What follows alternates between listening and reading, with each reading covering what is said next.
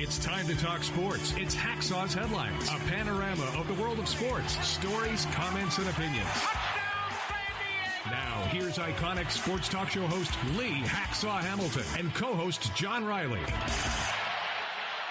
Who wants to talk sports on a Thursday? We do, you do. From the Dixieline Lumber and Home Center studios in San Diego, heading towards a great sports weekend, we welcome you to our Thursday podcast. Good afternoon, everyone. This is Lee Hacksaw Hamilton, along with my co-host with opinions from left field, John Riley, and we welcome you to Hacksaw's Headlines. Our podcast is brought to you today by Dixieline Lumber and Home Centers. 8 locations in San Diego to serve you. Got projects, they've got materials. You want ideas, they can be your best friend. Go to Dixieline.com to see all the things that they have to offer. John Riley, good afternoon as we continue to do our podcast from 2 different locations. An absolutely stunning day of the world of sports with a lot of late-breaking stories, a lot of topics on the table. We're going to go a lot of different directions because man, there's an awful lot to talk about. How you doing? I'm doing well. You were hitting me up like 10 minutes before we're going live with updates to the graphics. We got it all sorted out. Looking forward to jumping in. This podcast brought to you by Dixieline Lumber and Home Centers, 8 locations to serve you in San Diego. We do sports talk the way it should be done. Lots of topics on the table. We give you our opinions, and then we open it up to you in what we call Fans Forum. And there's a lot of new people who've never gotten involved with this podcast. They've watched it, but they've never interacted. John introduced Fans Forum to all the people with us on live stream and those who follow us, how they can message us and get involved. Yeah, you look at the guys who are already piling in, talking about A.J. Preller, the Padres. Matt DeBeast is questioning my Giants. We got a lot of comments going on in the live chat. So if you're on Facebook, on YouTube, on X, jump in the live chat, type your text message in, question for Hacksaw. We'll get to you in Fans Forum. Just a reminder, I write about sports every day of the week on LeeHacksawHamilton.com. On my website, we invite you to sample the best 15 minutes in sports. It's all written, my one man's opinion column, and you can also access all the videos that we've put up on the YouTube channel. They're right there on the home page. In addition, we invite you to subscribe. Just an orange box at the bottom of the home page. Fill it out, get on the email list, because John and I send out 2 newsletters a day covering the world of sports. We think you'll enjoy that. And, of course, the One Man's Opinion column. If you like baseball, we're a baseball-centric podcast. I wrote columns yesterday and today about who's good, who's bad, who's not so good, who's a surprise, who's a disappointment. Check my One Man's Opinion columns. They're featured right there on the website. Just a reminder, because we do sports talk in a very unique fashion, we invite you to share. Tell everybody what we do Mondays and Thursdays at 1:30. Subscribe. When you subscribe, you will get notification immediately when we put additional videos up on our YouTube channel. And you can help us grow this thing at great length. Give us a thumbs up, hit the follow button, and on Apple, if you're on Apple, give us a 5-star rating. It helps us grow. And of course, you can follow me on Twitter, on social media, on X, become part of Hacksaw's group. Join me on the All-Star team. Just type in Lee Hacksaw Hamilton on X, hit the follow button, or at Hacksaw1090, hit the follow button. John, I'm ready. Man, there's a ton of baseball to talk about. Yeah, there is. And this Padres team, Lee, is pathetic. Help us figure this thing out. That's the headline in a New York Times athletic column. Padres, best bad team in baseball or the worst good team in baseball. That's where the Padres are right now. They're heading out on a road trip after a miserable homestand. The Padres are 16-16 at Petco Park. That is absolutely stunning. They're on a real skid. They've lost 6 of their last 8. They are last in virtually every offensive metric in Major League Baseball.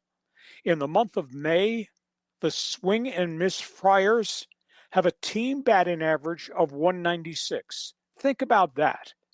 A team with a payroll of $224 million collectively is hitting 196.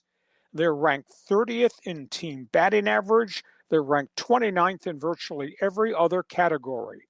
And then there are the stars. Fernando Tatis now, he's on a little bit of a hot spin. He's got 8 hits in his last 17 at-bats, but no home runs whatsoever. Manny Machado, we've never seen this in his career. He is batting 169 as they go on this road trip. And since April 28th, Manny Machado's batting average is 102. Laureano's batting average is 150 since the end of April. Castellanos' batting average is 175 since the end of April. Jackson Merrill's batting average since the end of April is 172. His overall batting average is an even 200. Padres have scored 3 runs in their last 27 innings. Padres have been shut out 6 times in their last 12 losses. And the Friars have scored 14 runs in just 7 games. And of course, we saw them go against a really brilliant pitcher in Christian Sanchez of the Phillies on Wednesday afternoon. And how about Sanchez? He's thrown 44 2/3 straight shutout innings, breaking a Phillies record that goes back to 1911 and breaking a record of Carl Hubble for a left-handed pitcher, consecutive shutout innings, goes back to 1933. Now, the all-time shutout record is owned by Oral Hershiser, who threw 59 consecutive shutout innings for the Dodgers of 1988. Sanchez right now is just on a tear. But the bigger storyline is the Padres. And the bigger storyline, the general manager is talking trade with people. I don't think the Padres need a Aroldis Chapman as much as they need another starting pitcher. And do the Padres need a different type of bat in the batting order to be a catalyst? But that is so complicated, John, because what do you got that you are willing to give up? Secondly, how much money can you take on? Because the new ownership is yet to be approved to actually run this franchise the way they think they want to run the franchise. But this is really hard to believe. A week ago, the Padres were a half game out of first place, then a half game into first place, and now the Padres are in third place, 4.5 out as they go to Washington, and then they go to Philadelphia on this next roadie. So, John, they put a lot of numbers up there. To me, it's ghastly. I would have never imagined this team could be this bad. How about that? A collective team batting average right now of 196 for the month of May, with a payroll of $224 million and a collective batting average of 200 for the entire season. John, the podium belongs to you.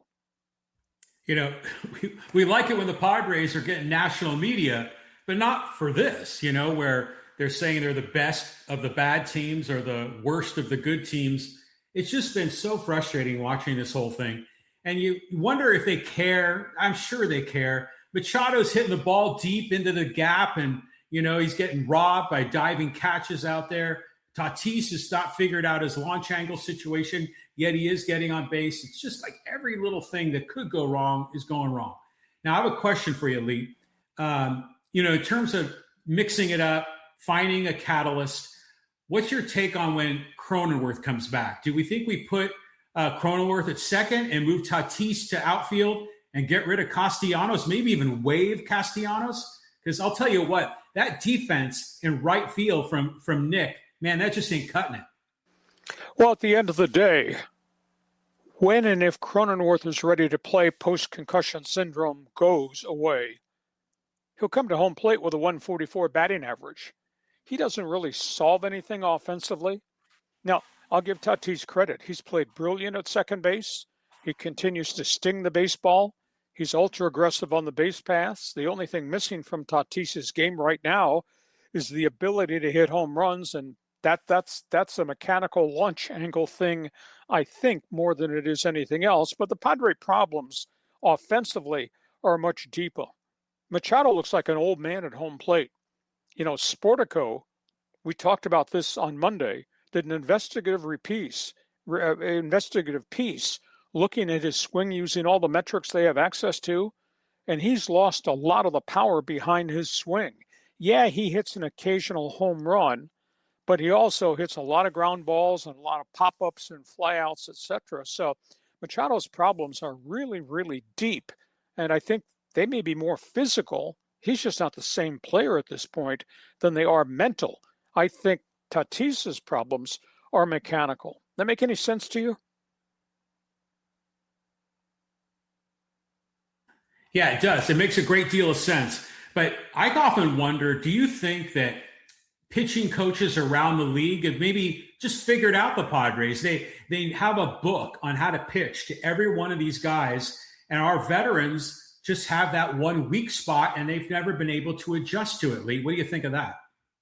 Well, there's holes everywhere in the lineup now. So if you're not going to offer really great pitches to Tatis and Machado, it's because you don't fear anybody else in the batting order.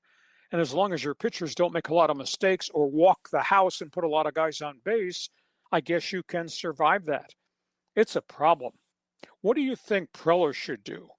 Do you buy this theory? Go get Aroldis Chapman, give up a bat to go do that? Or do you buy my theory? I'd much rather see him go get another starting pitcher, because I really believe their staff, beyond Michael King and Randy Vasquez, and as much heart as Buehler has thrown, the rest of that starting staff is living on borrowed time, I think. Or do they have to look at maybe something more significant by trying to trade for a bat from another club that might change the concept of what's in the lineup? What do you think the general manager should do? Well, I mean, your comments about the pitching staff are warranted. I will say, though, Lucas Giolito has been better than I expected. But sure, there are some flaws there. But the hitting is just so pathetic. The hitting is the big problem. The pitching staff, God bless them, they're figuring out ways to only give up 3 or 4 runs. Sometimes only 2 runs. And you can't win when the Padres hitting can't score 1 run.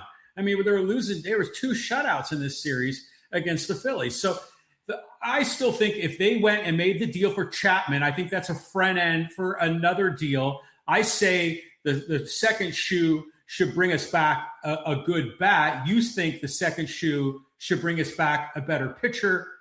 In the end, they've got to figure out how to hit. And right now, in my opinion, you're not going to give up on Manny or Tatis. You're going to have to hope Cronenworth comes back.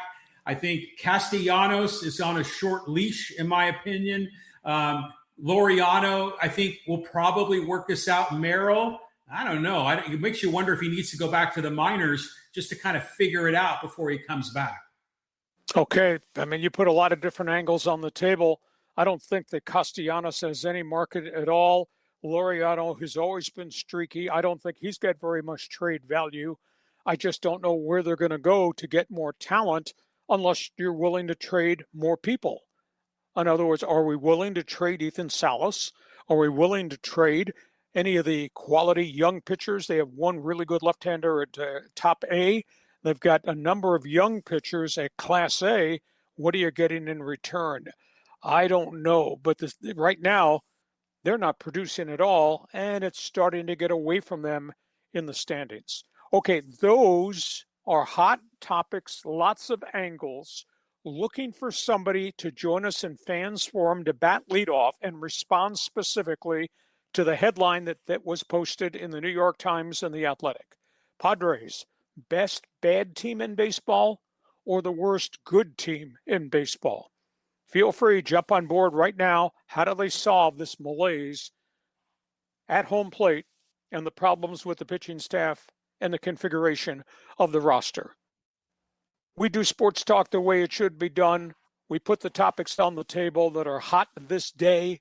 Want you to respond to that.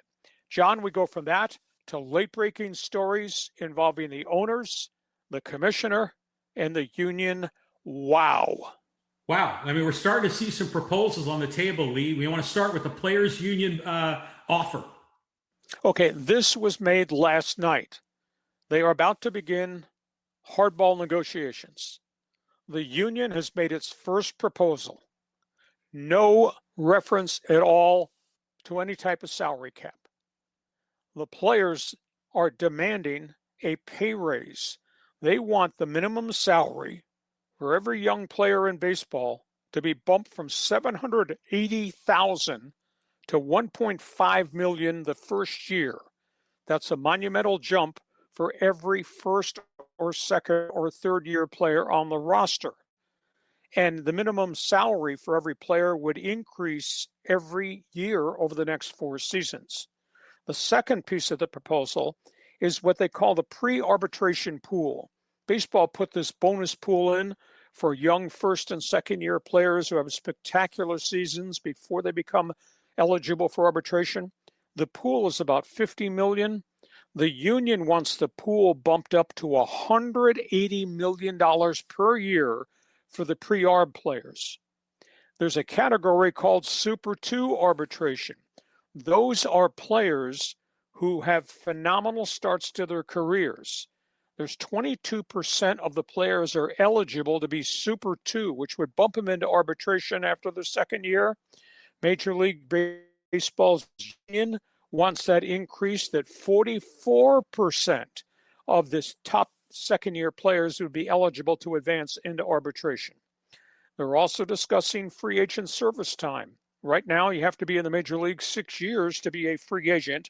The union wants that reduced from 6 years down to 5 years for players who are over the age of 30. Young guys would still have to go 6 years, but if there's a career minor leaguer who finally understands how good it is to be a great player and becomes a great player, his service time would be cut to 5 years. For the first time, the union has come up with what's called a luxury tax threshold. Now, what they're proposing is that the luxury tax, which was $244 million, be bumped up immediately to $300 million and would go up every year after that based on gross revenues. That's the first time they've said, okay, we'll accept a luxury tax, but the top of the tax has to go higher and higher every year before the tax kicks in. They're proposing for the first time an integrity tax, John. This is equal to a floor to spending.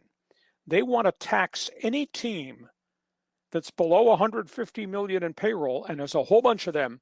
They would get taxed or fined for being below 150 million. And they want to put a TV tax on all the big market teams, the Dodgers and the Yankees and the Mets and the Red Sox and the Cubs. We've talked about that. And all that money would be thrown, the TV tax money would be thrown into a shared revenue pool. That's what the union has proposed.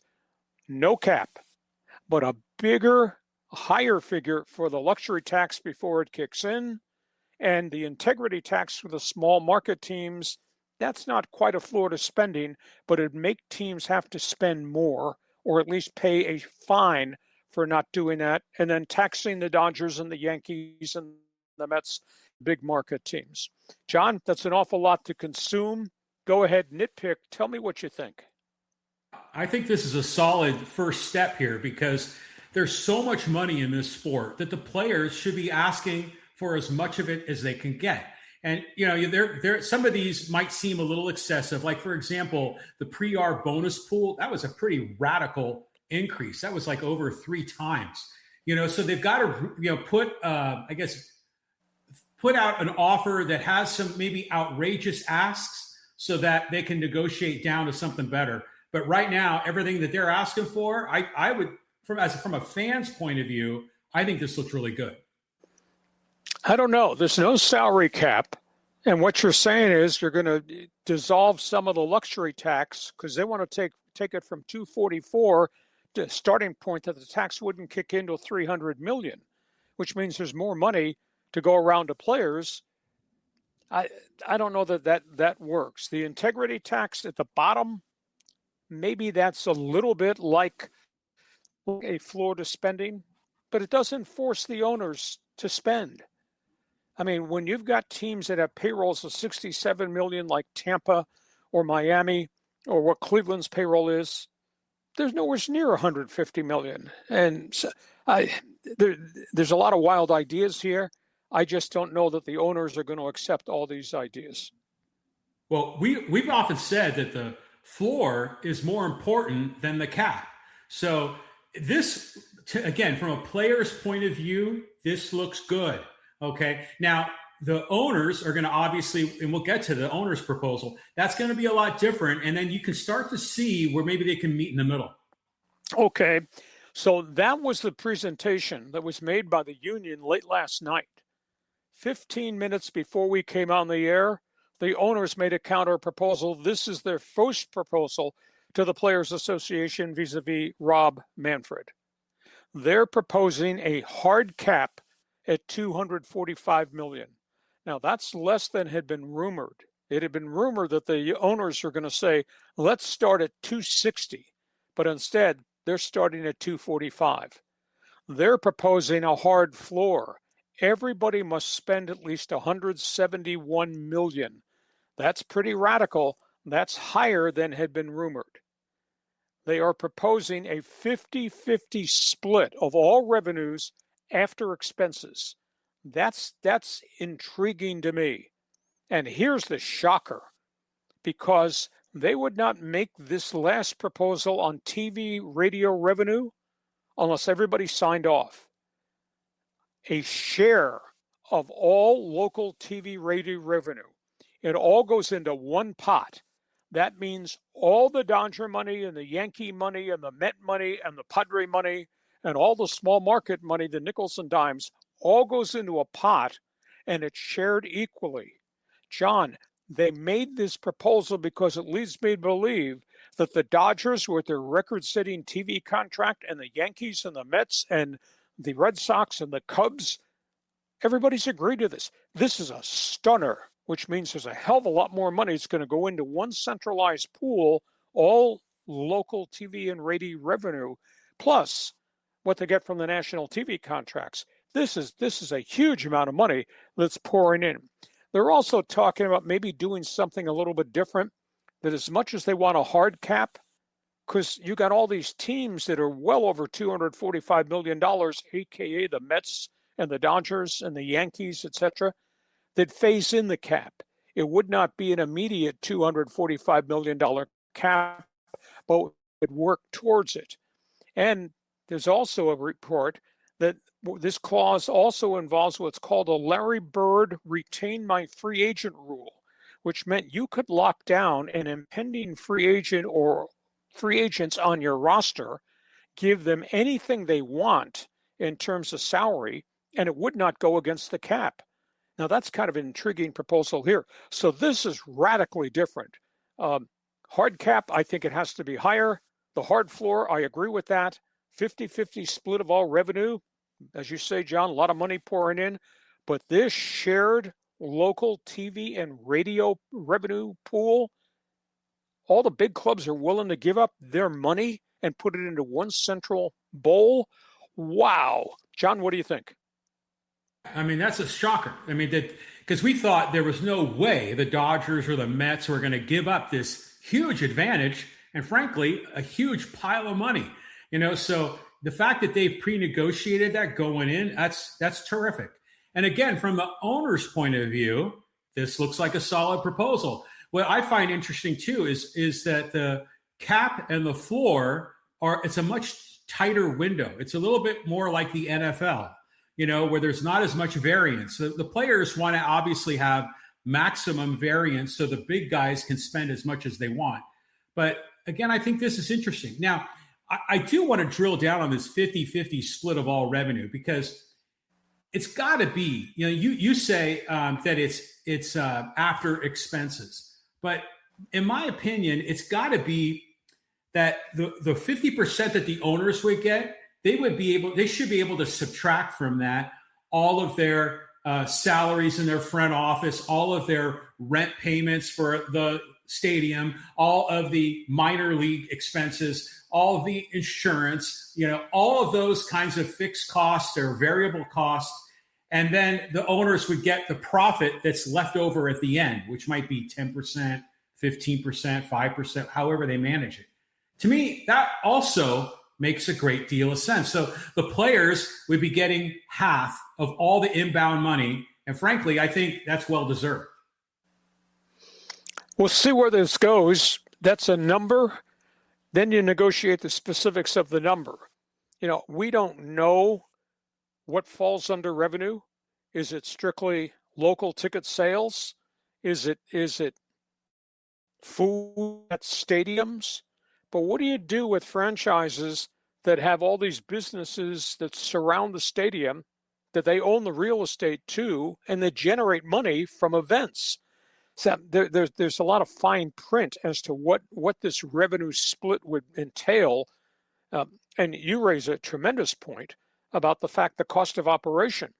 You know, every franchise, John, has 200 minor league players. The medical cost to run an entire organization from San Diego all the way down to the Dominican Republic summer league teams, the medical care of players, it's a phenomenal expense.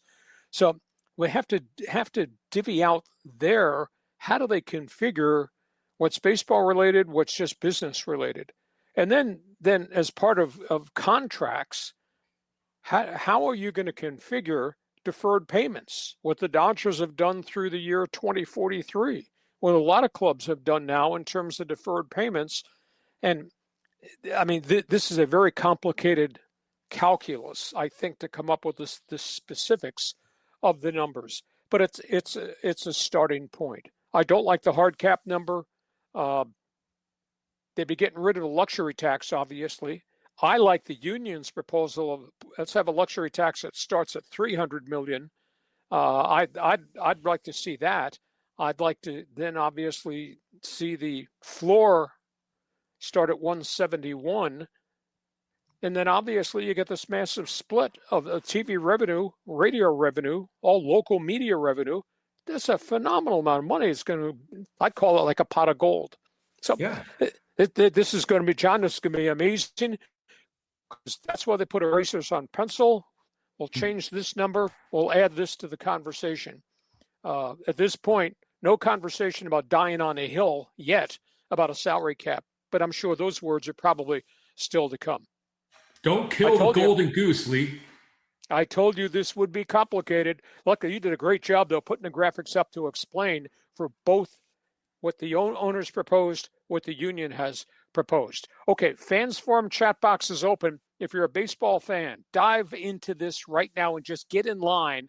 Give us your opinion. What piece of what the union proposed or what piece of what the owners proposed do you like the best?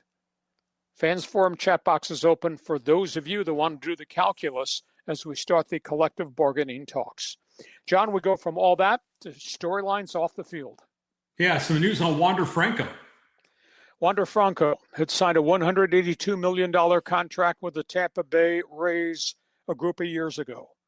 2 years ago, Wander Franco was implicated in a terrible situation in the Dominican, having sex in a relationship with a 14-year-old girl.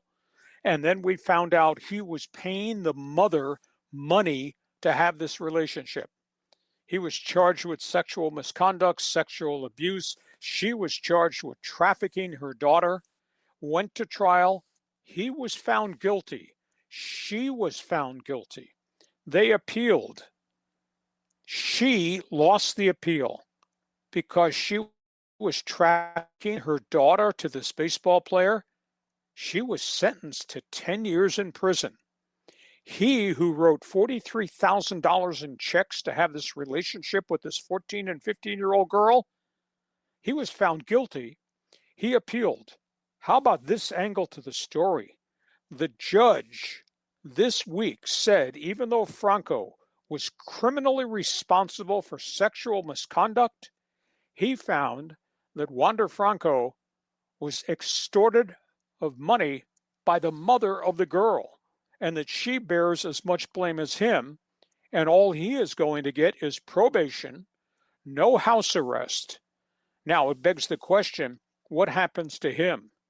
Immigration people in Florida, lawyers, say he has no chance of getting his work visa to come back and play in Major League Baseball, despite the fact he has a $182,000 or $182 million contract still on the books with Tampa Bay. Tampa Bay has refused comment. Baseball has yet to make a decision as to whether they're going to suspend him for what he did, what he was found criminally responsible for. It's an amazing, amazing story. So that's one baseball story. We can talk about that. Sad note in Atlanta. And boy, they've gone through a rough month. The passing of Ted Turner, then the passing of the legendary manager, Bobby Cox, And then the passing of Bob Horner, legendary home run hitter, first player in the draft, great star at Arizona State, played 10 years in Major League Baseball with the Braves, hit 218 home runs, 277 career batting average, and then it was over. Suffered a wrist injury that wound up being career-ending. Bob Horner passes away at the age of 69. And in Milwaukee, all they're doing is talking about the kid who collects Pokemon cards. That kid is the ace of the Milwaukee Brewers pitching staff. How about Jacob Misirowski? This weekend, in his last start, 57 pitches of 100 miles an hour or more. You talk about bringing the heat. This kid is electric. This kid is getting more notoriety right now than Paul Skeens got when he got to Pittsburgh about a year and a half ago. Just amazing. So, John, you got the Wander Franco tragedy, Bob Horner's passing, and the kid that collects Pokemon cards. How about that? Yeah, it's a wide-ranging list of headlines here in baseball. I just want to talk about Bob Horner because I got good feels for Bob Horner. Because I remember back then it was Horner and Dale Murphy, and those are the two big guys in that lineup. And I wish I would have gotten a picture of Horner in the powder blue Atlanta Braves jerseys, because that's what I think of him, especially with the blonde locks and everything else. But that guy was a hell of a third baseman, a hell of a hitter, and just a 1-2 punch with him and Dale Murphy. It's sad to see him go. He was another Arizona State guy. I mean, a lot of great talent. Baseball players have come out of that university. I'm thinking of Reggie Jackson and Barry Bonds, and we could add Bob Horner to the list. So that's a big loss. Yeah, Franco, that's a disaster. He needs to get, his comeuppance. And yeah, the kid, Misirowski, he's kind of a breath of fresh air. The Brewers are, well, how are the Brewers doing this year, Lee? Are they in a good spot? They're at first place right now. Think about that. I mean, and this is the next kid. They had so many good pitchers, the Corbin Burns, Brandon Woodruffs of the world, and they all got hurt, and then some left as free agents. And here comes Misirowski. And here's a sidebar. You mentioned about being in first place, the Brewers. Left-hander Aaron Ashby, the nephew of Andy Ashby, the former Padre pitcher. Aaron Ashby is 9-0 as a part-time starter and a long reliever in Milwaukee. 9-0. How amazing is that? Now, he's not getting the same notoriety coverage as the Pokemon card collector Misirowski, but he's 9-0. That's pretty impressive. Okay, those are all things baseball. Can anybody rationalize the Dominican Republic's laws? Somebody got an explanation how Franco could be criminally negligent and then get no jail, prison time, and yet be allowed to walk the streets in Puerto Rico, Dominican, free? Now, a lot of people are of the opinion, legal people, he'll never get back to Major League Baseball. Somebody join us. Fans Forum chat box is open. Talk about those baseball topics. John, we go from that. We got a lot of basketball to be played, and we're headed towards the NBA Finals. It's unbelievable, Lee. Let's bring it up. Well, here we are. Let's talk about the NBA playoffs. We got the super teams are still going after each other, Oklahoma City and San Antonio. And the upstart is sitting and waiting. We're talking about the New York Knicks. Let's first of all talk about where Oklahoma City and San Antonio are. Spurs are down 3-2. OKC has picked itself up off the floor despite losing at home, and now they can win the series if it beats San Antonio. Spurs are struggling, a little bit out of sync. Victor Wembanyama, who I just think is a phenomenal talent, is spending way too much time out on the perimeter. I think they got to get him back down on the post. I think this team has to change its mentality. It's spending way too much time just firing up three-point shots.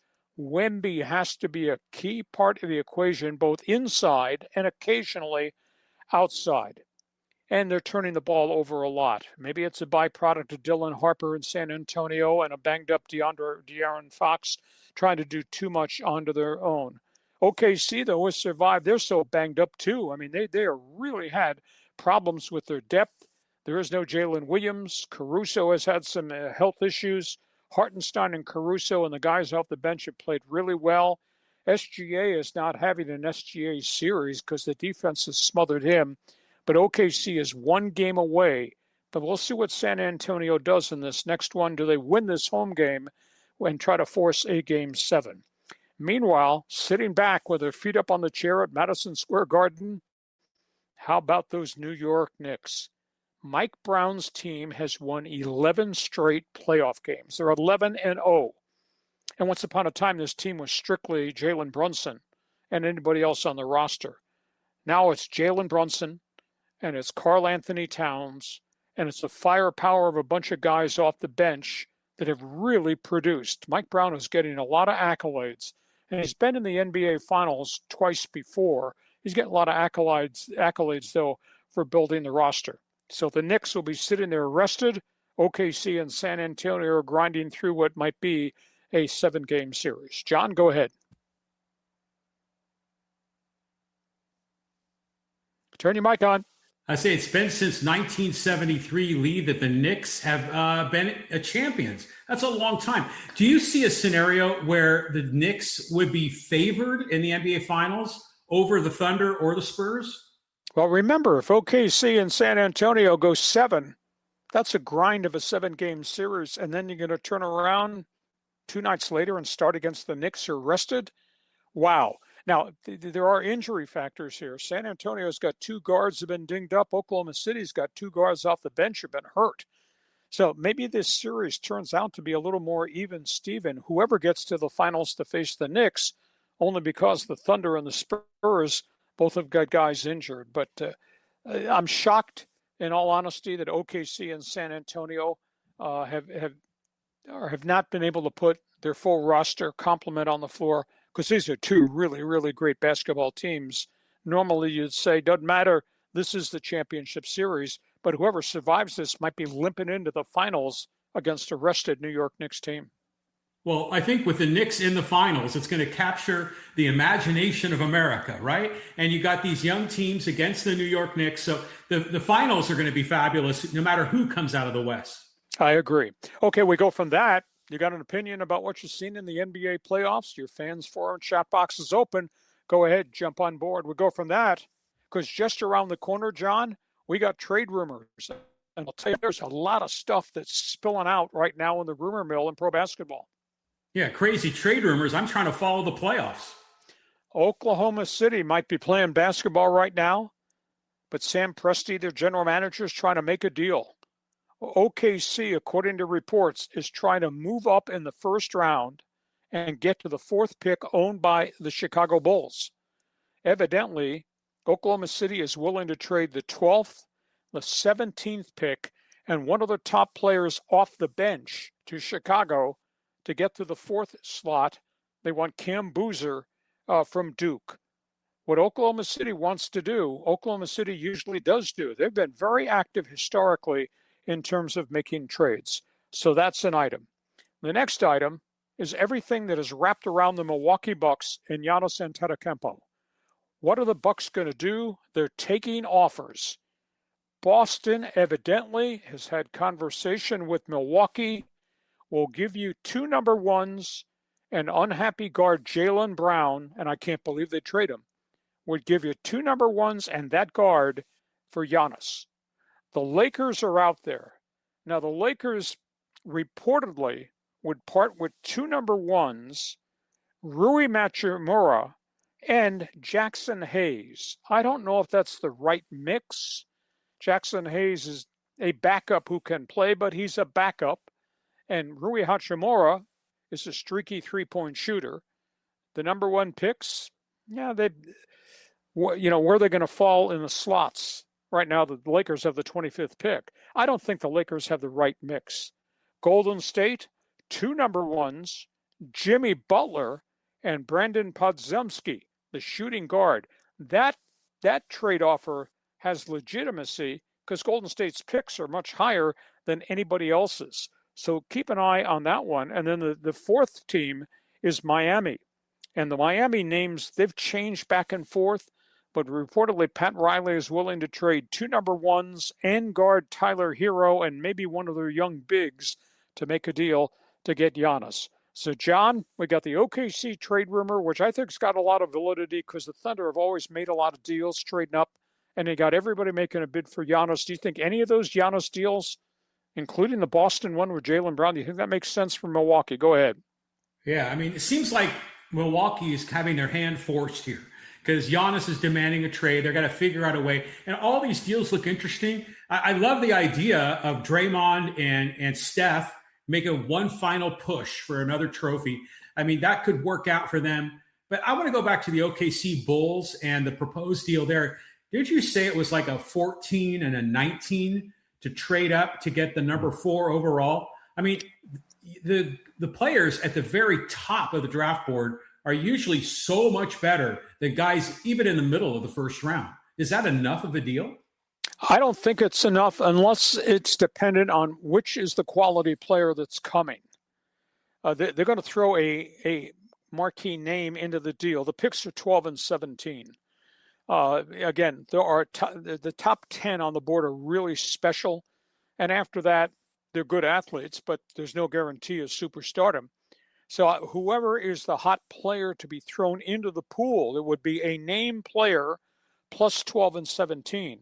Just depends who it is. If it's Jalen Williams, the outstanding swingman, that really intrigues me because he's a really fine player.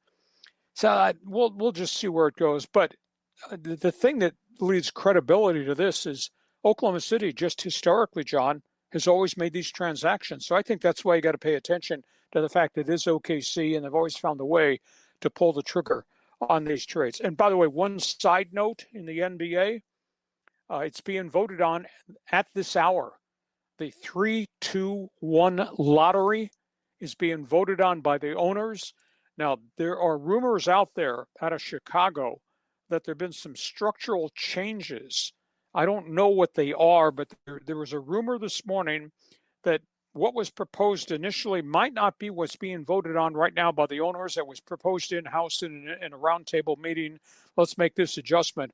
But this thing is being voted on. I would bet by nightfall tonight or first thing tomorrow, we may have a new lottery that will be into effect. Okay, those are all things NBA. If you're a basketball fan, which of these offers do you think might be the best offer for Giannis? Where do you want him to go? Join us. Fans Forum chat box is open. John, we've got a lot to talk about here in the first half. Let's swing it, talk about National Football League.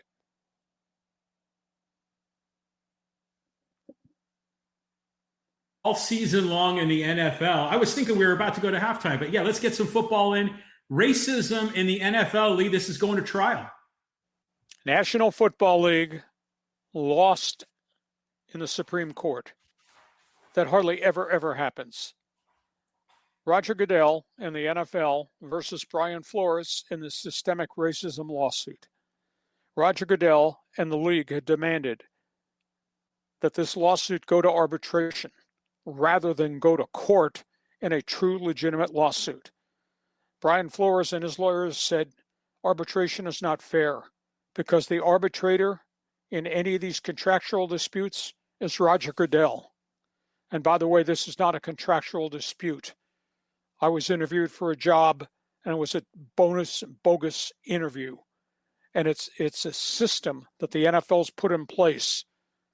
So at the end of the day, the NFL went through different courts of appeals and kept losing, and finally went to the Supreme Court and hearing on their mandate that this should be decided by Goodell in arbitration, not in a court of law. The Supreme Court looked at it, heard both sides, and said, we're not going to allow this appeal to go through. You have to go to trial.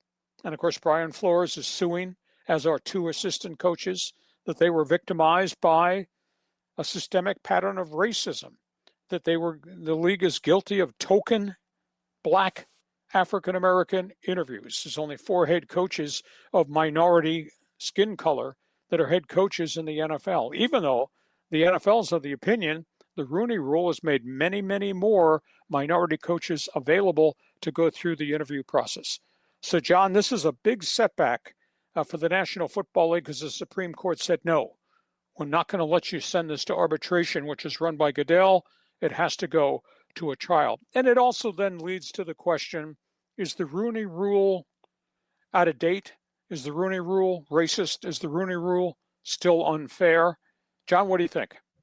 Well, we've talked about this before. I think as a society, even as an NFL, as a league, I think we are evolving and getting better at this. I think we can kind of at some point be able to take the training wheels off here and not have to do this. Now, imagine, like, for example, you're, the O'Mara family, the owner of the Giants, and you've got an opportunity to sign John Harbaugh, Super Bowl winning coach. Seems like a slam dunk hiring decision. But I would imagine in New York, they still had to go through the, just sort of the dance of bringing in alternative candidates and kind of going through essentially fake interviews. And I think that's wrong. It's if you have a guy that you want, that you've been coveting to be your head coach, I don't care what color they are, you should be able to hire them and not have to do this song and dance, this fake interview and string these guys along. I don't blame Brian Flores for being really, really angry. And I hope this forces the NFL not to, double down on the Rooney Rule, but to look for ways to evolve beyond it. Well, they have made available every coordinator. Actually, it starts at the top, John. If you have an opening for team president, general manager, salary cap vice president, president of football operations, head coach, offensive, defensive, special teams coordinator, you have to interview 2 minorities for any of those positions I gave you in the hierarchy. So you're giving African-American candidates who have served in the league an opportunity to learn on the job and then present their credentials to the Jerry Jones of the world, or as you would say, the Meyers of the world, or the Kroenkes of the world. So guys are getting their chance, but there's a feeling that some of these situations, the Harbaugh situation is a prime example, John, great example you brought up. At the end of the day, owners have a right to hire whom they want to hire. And now some of these coaches are the opinion this stuff becomes a token interview. It's not very fair. So you're a football fan. NFL got its comeuppance. Supreme Court said, no, we're not going to hear your case. Lower courts are correct.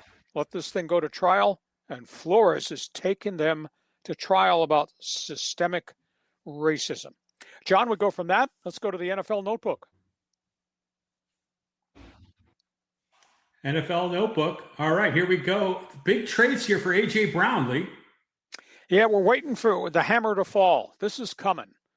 A.J. Brown's going to get moved. He's going to move maybe next week. It's all driven by the salary cap. The LA Rams are still in the running for the star wide receiver of the Eagles. This guy's a 4-time 1,000-yard receiver. This guy's a big-time player.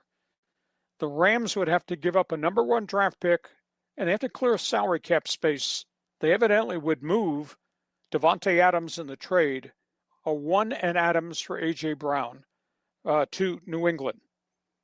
Now, New England is obviously very much in the running, too. New England is offering a 1. They don't have the receiver core, although they have a young wide receiver that evidently Philadelphia's expressed interest in, Keyshawn Boutte. He might go there, or maybe a defensive player might go there. New England's in the running, although I hear New England has cooled. Kansas City's in the running because of the Rashee Rice mess. Rashee Rice is in jail again. Kansas City is evidently willing to part with the number 1 and their big young wide receiver, Tyquan Thornton. And Jacksonville is in the running.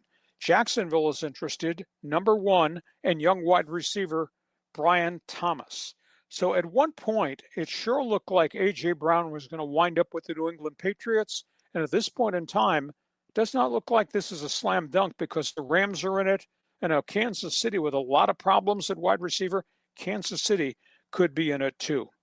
Other items on the notebook. The Chargers have just signed Derwin James, their star safety, to an all-time record $25 million contract per year. It's a 3-year, $75 million deal. He's earned it. He deserves it. Meanwhile, Joe Ortiz continues to get a lot of flack. He's the general manager over not doing enough to fix the offensive line. Ortiz responded at their mini camp this week. My philosophy is to build through the draft. My philosophy is I pay my players, not players from the outside. In Kansas City, the aftermath of Rashee Rice breaking probation, getting thrown into jail, and the fact that the people have told him he's not allowed to do any rehab from knee surgery. He's going to miss all the OTAs and will be delayed starting training camp. Kansas City just confirmed they're not picking up the 5th-year option in his contract. This is a make it or break it year, and he's got to stay out of trouble, and he's not been able to stay out of trouble. So this could be his final year in Kansas City, unless the NFL interjects itself again and suspends him again. LA Rams, that 1-year, $55 million extension for Matthew Stafford, which means he's going to be their quarterback not only in 26, probably in 27. That gives them 2 full years for them to grow Tyler Simpson, the kid out of Alabama, to be the heir apparent. Raiders, everybody's excited about the Raiders in training camp and the OTAs that began this past week. Tell you, the conversation has been very positive about Fernando Mendoza. The new head coach has just spoken glowingly, indicated this kid comes as advertised. Brock Bowers, the tight end, said, you tell this young man, Mendoza, one time what needs to be done in formations, and it clicks on, snaps it really well. And his left tackle, Colton Miller, said, this kid is wired right. He said he's never seen a rookie quarterback, and there have been a lot of quarterbacks that have gone through the Raiders, never seen a rookie quarterback consume the playbook the way Mendoza has. Mendoza, Kirk Cousins, starting quarterback. No decision yet, although we were all led to believe Cousins will be the starter opening day. But this positive reviews all the stuff about how fast Fernando Mendoza's adopted to the NFL level of play. Amazing.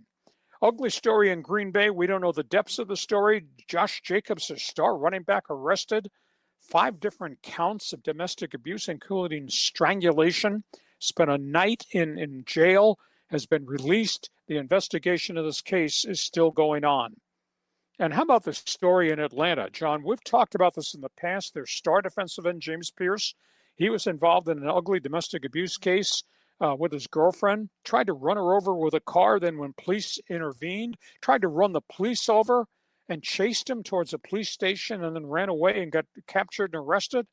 They plea bargained what were a whole group of felonies down to misdemeanors so he can go play football with the Atlanta Falcons unless the league interjects itself in his case.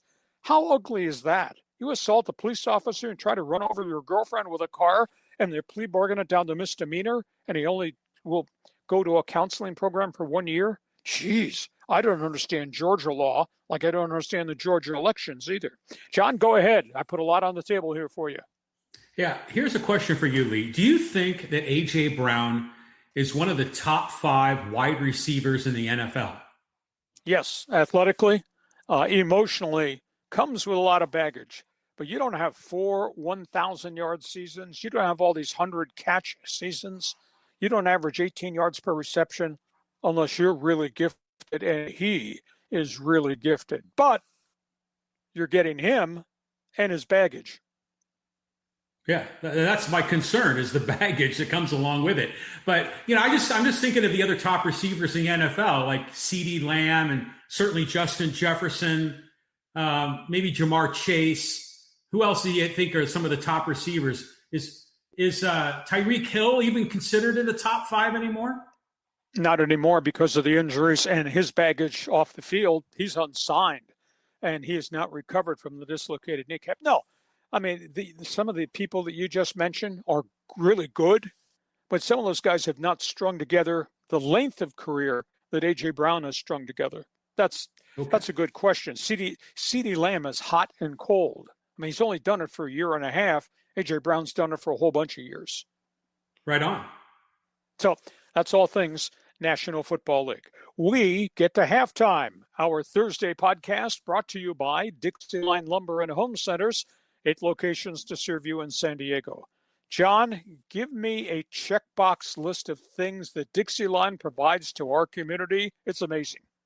It is amazing. I mean, this Dixie Line is your go-to place for the highest quality lumber in San Diego County. Really, in Southern California.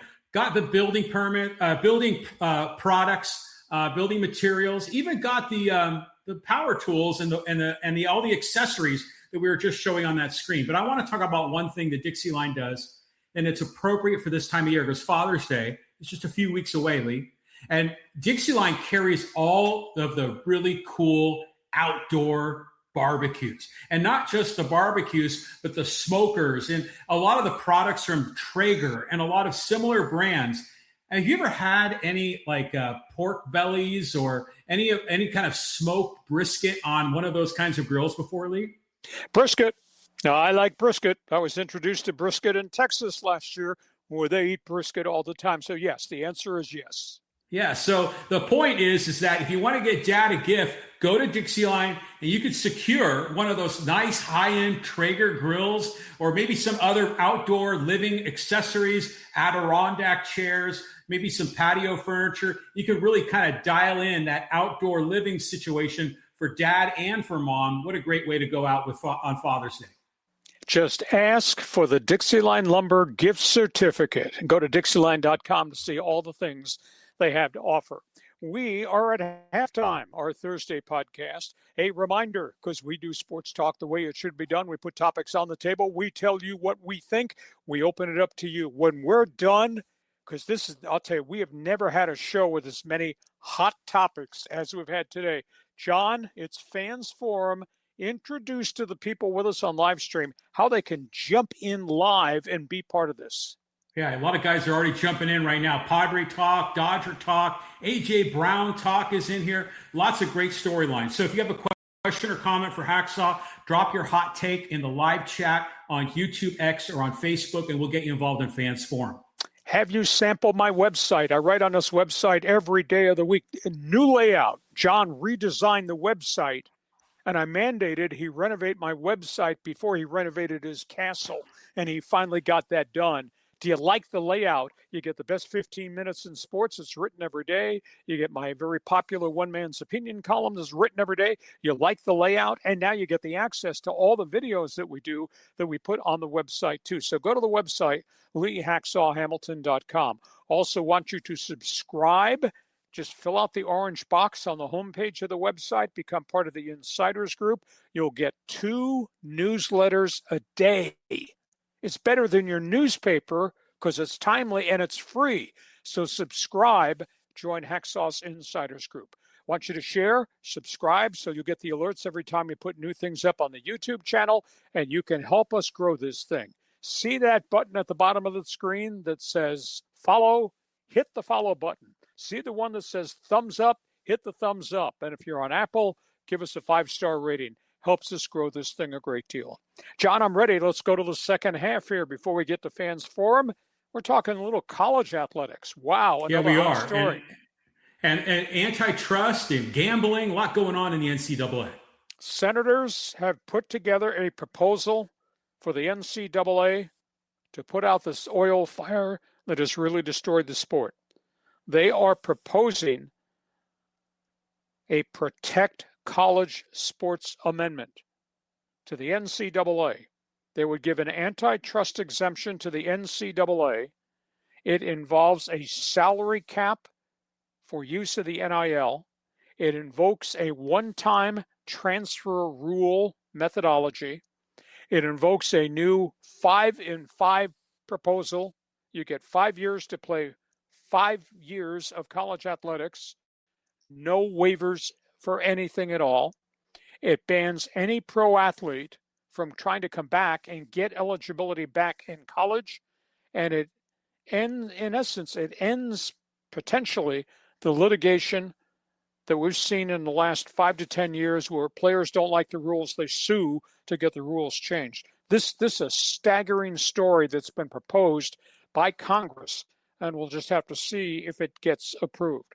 The other story involves Texas Tech quarterback Brendan Sorsby. He appealed to the NCAA to get reinstated at Texas Tech after he completed his 35-day stay in an addiction clinic in Arizona. The NCAA turned him down. The aftermath, the NCAA said, we're not going to negotiate with you. You gambled on sports. You admitted you gambled on sports while you played at Indiana and at the University of Cincinnati. We're not going to allow you. The president of Texas Tech, as part of the appeal, had put in a letter of what the university was willing to do to help Brendan Sorsby. They were going to provide clinical care, therapy, anxiety disorder treatment. They would put in software to block his access on cell phones and computers to any gambling sites. They would appoint an administrative assistant to handle his finances, and they would also do what they call compliance checks on a weekly basis. That's what Texas Tech's president said they would do on behalf of the quarterback. NCAA rejected that entirely because he gambled. He admitted he gambled. Period, exclamation point, end of discussion. So, John, big stories in college football, basketball, and at Texas Tech. Your take. Well, the 5-year plan, that they're planning, it's funny because as a college student, a 5-year plan means something totally different. But this 5 and 5, I like the idea. The one transfer might be a little hardcore. I'd like to see the ability to transfer more than once if necessary. But the thing that I get upset about with this whole thing is that Congress should have nothing to do with this. We don't need to have Ted Cruz or Donald Trump or, I don't know, Elizabeth Warren trying to micromanage the way college athletics are being done. This is something that the NCAA should be able to sort out on their own. And I don't want politicians trying to score points. I don't even care if it's Tommy Tuberville that's involved in the negotiation. Just get them out of the way. And then the Texas Tech thing, yeah, I'm with the NCAA. If you get caught gambling, it should be like a hardcore, you get your head sliced off and you're done. Because that's the kind of thing you can't waver on that to protect the integrity of the sport. This is the nature of inviting all the DraftKings and all the Las Vegas gambling, into this sport, which I think overall is a good thing to raise more awareness, more fan participation. But they have to crack down whenever there is a case of a player, any player that's gambling. They can't just say, "Oh, he's a football player, we'll make an exception." You can't do that. The only point in response to you and the NCAA is if you give the NCAA an antitrust exemption, which gives them true authority to run the sport like baseball, like the NFL, that cleans this mess up. Because this mess has come because of players' rights and everybody wanting to sue to get something different, which has been very destructive. So I understand. I think the antitrust exemption, which means every university and every conference will then come under the umbrella of the NCAA and agree with how they're going to run the sport. In other words, bring it back to some form of law and order. That's why the antitrust exemption has to be given to fix this mess. Because, John, we've had 3 years of utter chaos. You'd have to agree with me. College athletics is a total mess right now because the NCAA can't control it because of lawsuits. Antitrust exemption, where everybody who runs an intercollegiate program agrees with the rules, then there won't be any more lawsuits. That makes sense? Yeah, exactly. So, yeah, if you agree to the rules, then follow the rules. The NCAA should be running their own show.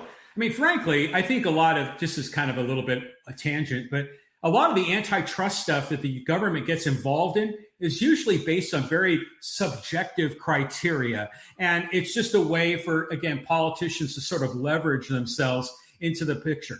I mean, I think a lot of the antitrust beyond sports, but just in regular corporate America, a lot of that is BS, that I don't think they should be meddling there. But for sports, keep Ted Cruz and Elizabeth Warren a million miles away from this. We don't need them involved.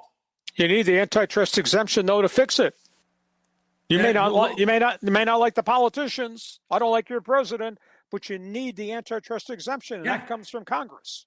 Well, that's the thing. That's what I'm trying to say is I think we need to expand the idea of an antitrust exemption, not just for sports, but for a lot of things. So to get government out of it, because that then incentivizes lobbying and money and bribery, and let's just get away from government and politicians. They're only going to screw it up.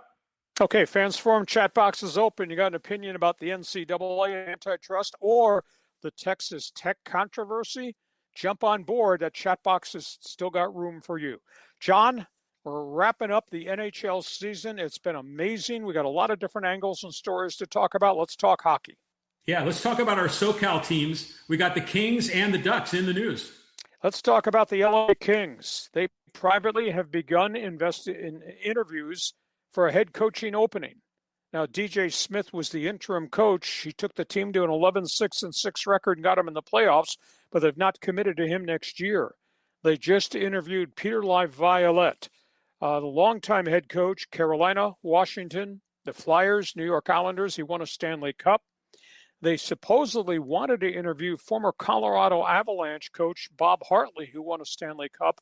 Hartley's been over in Russia and just won the championship in the KHL, the Russian league. He's come back, but he has not yet determined whether he wants to interview.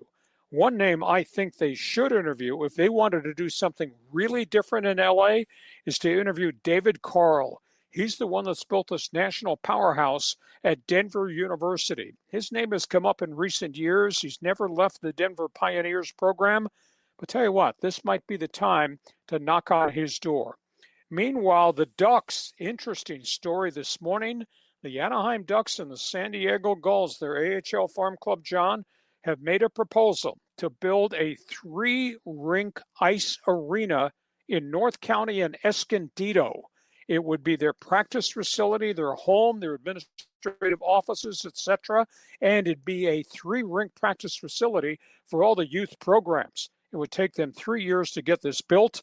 They've been practicing in a smaller facility down in Poway with their offices somewhere else. This would be fabulous for the North County to have a 3-rink facility. It would be built along the blueprint of the practice facility in Anaheim, the great ice facility they have up there. So the Ducks and the Gulls investing in our community here, that's an amazing story. Toronto Maple Leafs, at this point, don't have a head coach, interviewing a ton of different people. Toronto Maple Leafs have yet to make a decision what they're going to do with Austin Matthews. Hall of Famer Scotty Bowman jumped all over the Maple Leafs this week in a conference call with reporters. He says Austin Matthews, now that's the kid from Arizona who's become a superstar, 60-goal scorer, is a great player. The problem in Toronto is not Austin Matthews. The problem in Toronto has to do with the lack of people around Austin Matthews, the lack of team chemistry. He was very, very vocal in creating criticism of the Toronto Maple Leafs. And in Montreal, we're in the midst of this unbelievable playoff series where the Montreal Canadiens are now down 3-1 with Carolina. They've played their hearts out, but they've been overwhelmed. It's a really young team.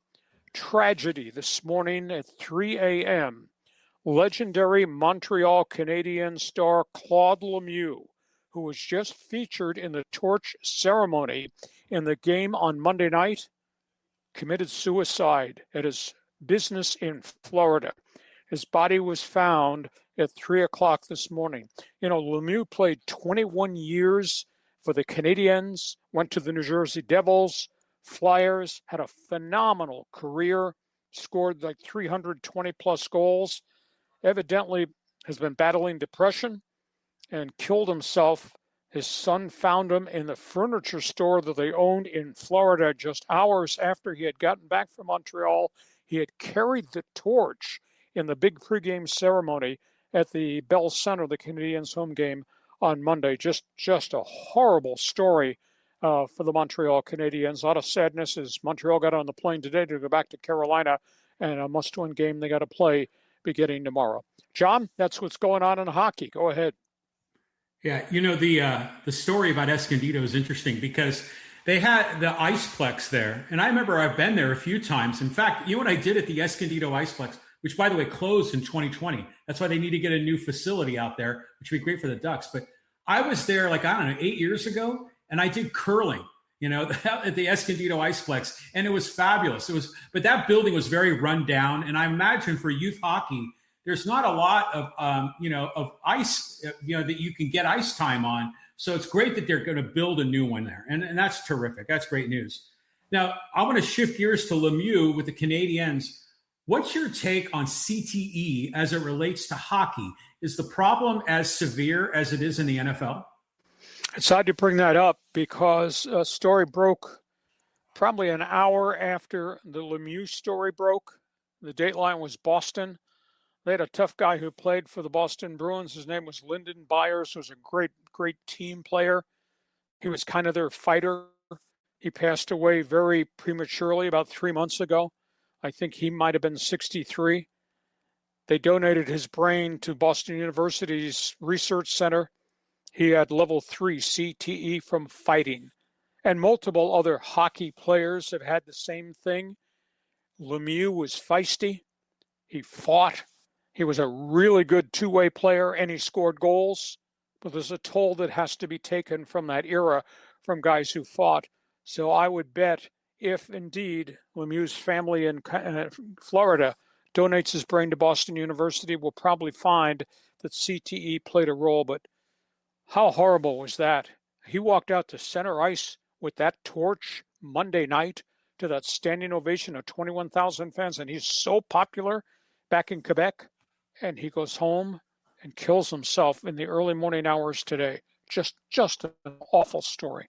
Yeah, it is awful. I mean, but let's talk a minute about the Canadiens. Do you think they have a chance in this series? And whoever emerges from the East, do they have a shot to beat the Golden Knights, in your opinion?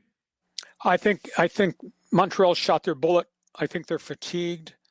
They've won 7 road games in the playoffs. They're 2-6 at home. Go figure that number out.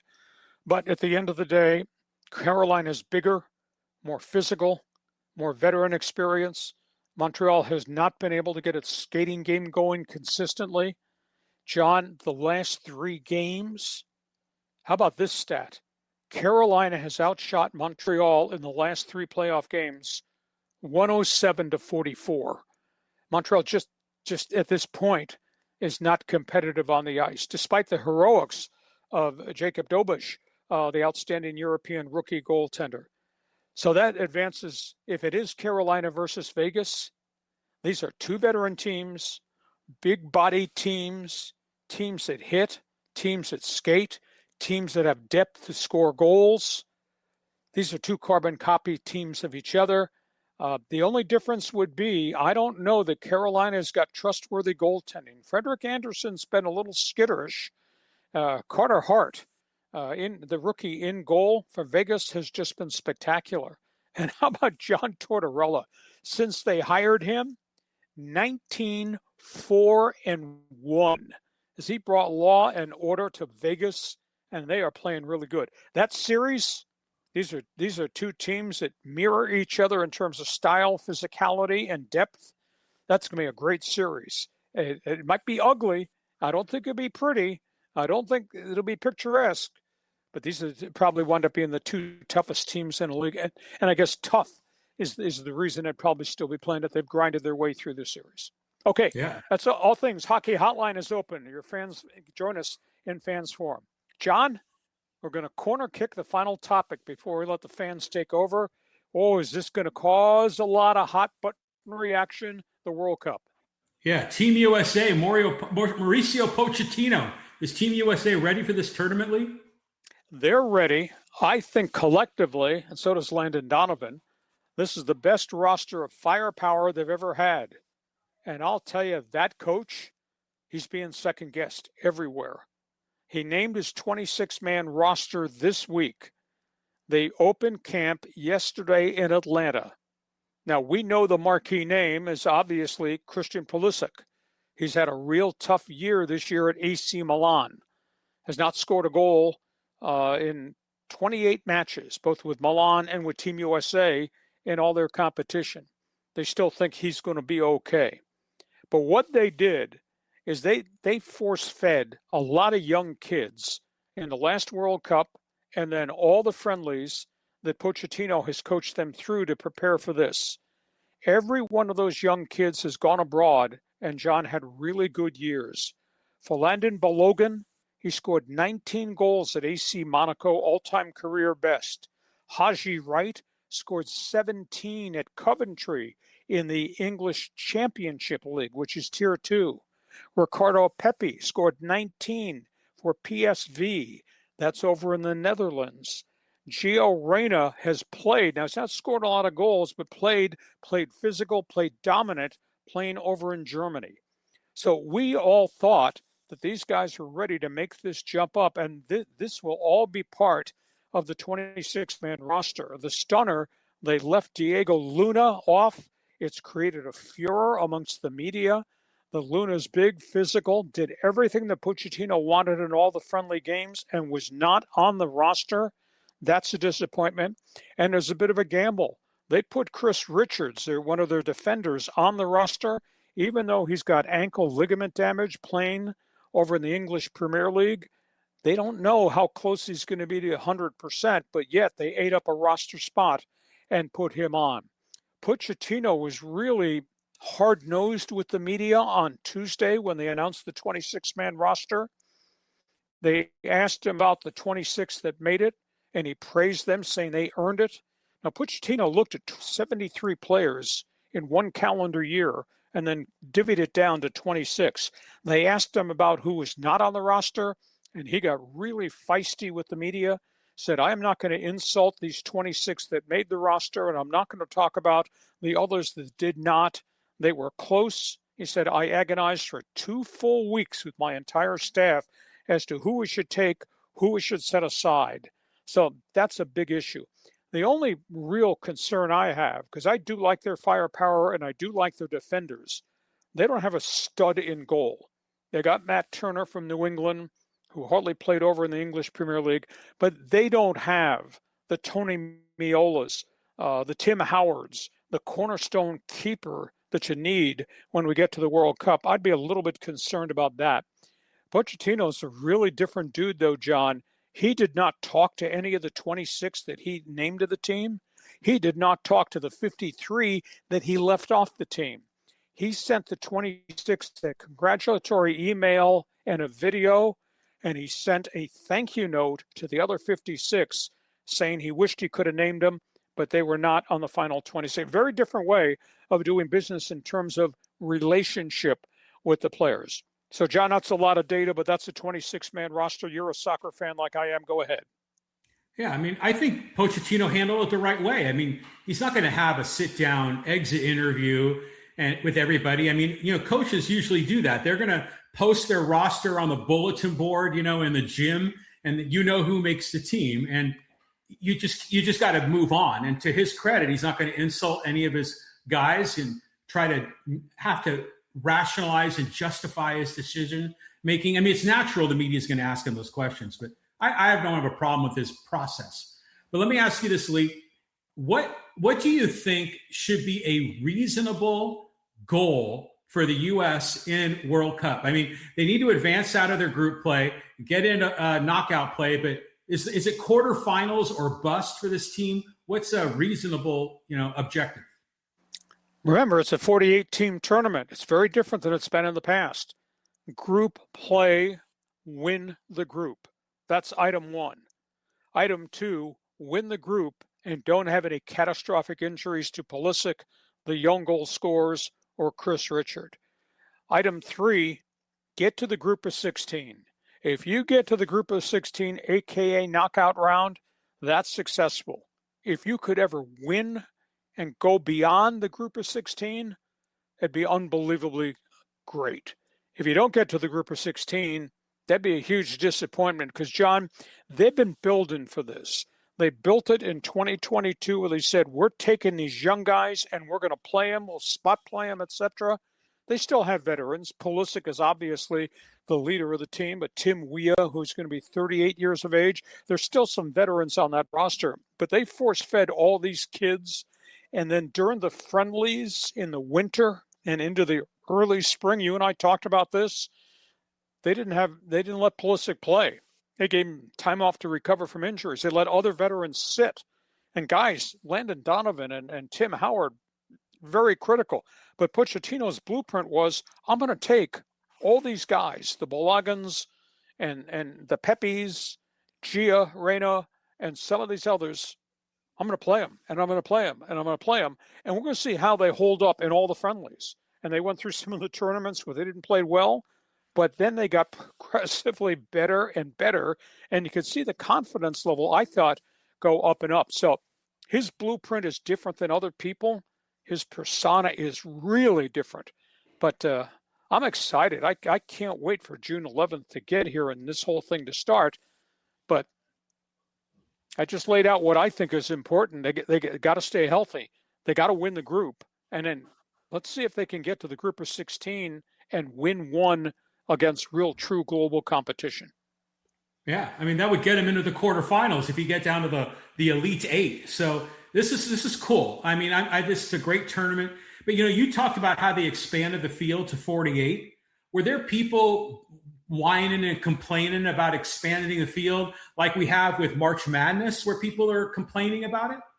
Yeah, awful lot. Because, there are a lot of people of the opinion, who are these people? You can take this to 48? These guys play all year against each other, and you're going to expand it to 48?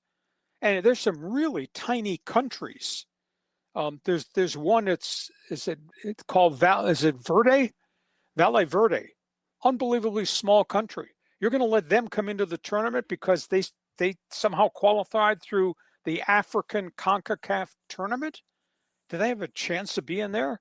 So, yeah, there's some people that say, why is FIFA doing this? At the end of the day, FIFA's doing this because it's all about money, John. And I will tell you, the business side of this is such a fiasco because of the ticket prices and now because of Ebola and what's happened in Central Africa. And we don't know if the Congo team is going to be allowed to come here. And now what your president is doing in terms of banning people and what he's trying to do with airports, national airports, with flights coming from Europe and from Africa. I mean, I think this was supposed to be a spectacular event. I think this has the potential to be one of the biggest boondoggles and fiascos, triggered by obviously the health issue with Ebola, but also triggered by what FIFA's done in terms of ticket prices and just a terrible reaction to soccer fans globally. They feel unbelievably betrayed. So we haven't heard the end of the story, and we're just, a couple weeks out from the start. That's FIFA doing FIFA things, right? Exactly. I mean, there's always a lot of corruption, a lot of, underhand deals with national leaders. And I don't know. And it was interesting too about, the what would you call, like a travel fee for fans to come to America? Visa fee. Yeah, like 15 grand or something just to get into America. But apparently Trump rolled that back.